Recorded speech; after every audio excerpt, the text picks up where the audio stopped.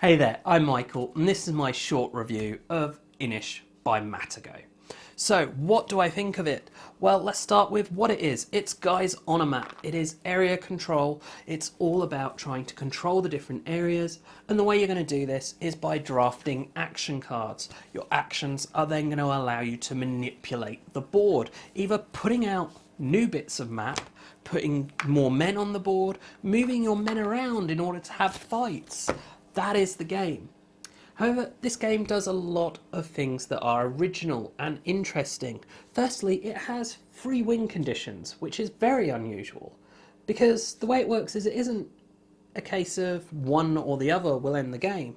It's a case of whoever meets the most will win the game at the point you check for a winner. So that's very interesting and different. The other thing it does different is with regards to the draft. Now, most drafting, you take a card, it sits in front of you, you pass the others and you get past different cards. But in this, once you've got a card in front of you and you're drafting, you add it to the hand you're drafting from and then you take two. And next time you would add the two and take three. Very unique and different, and that is what we want to see, these innovations in games. Now, unfortunately this game is Marmite. The artwork is very much Marmite. It's very much you love it or you hate it. For me, I hate the box artwork, I love the board artwork. I wish they belonged to separate games, and that makes me very torn about this game. The gameplay is also very Marmite. You see, this is a game of not just necessarily building your engine and getting yourself to win. It's a game of just reacting to whatever's going on.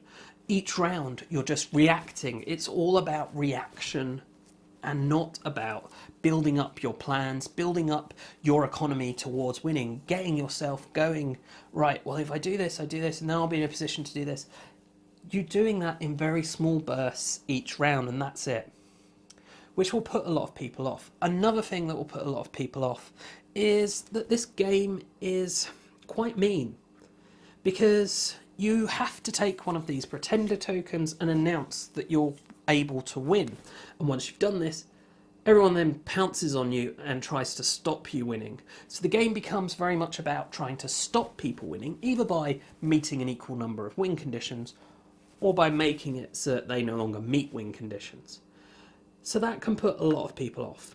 But I really enjoy it for its innovations with regards to how the drafting works, with how the area control works is very interesting. The way combat works is different and innovative too, which is very interesting. When you have a combat, first thing people do is run away and hide behind their citadel walls, and they're safe.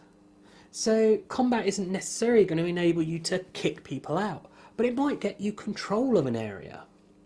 The other thing that's very interesting with the combat is done in rounds, and each round you're able to go, shall we stop now? Let's just stop now, which I've never encountered in any other game.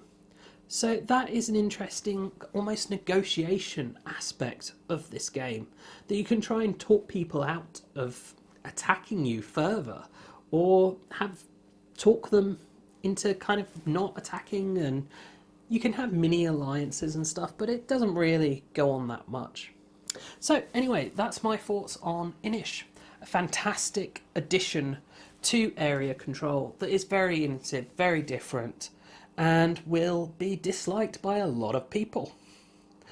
So I do hope you enjoyed this video and found it useful. If you have, please do check out the rest of the videos on the channel, as well as sharing and subscribing to the channel. And as always, thanks for watching, and bye for now.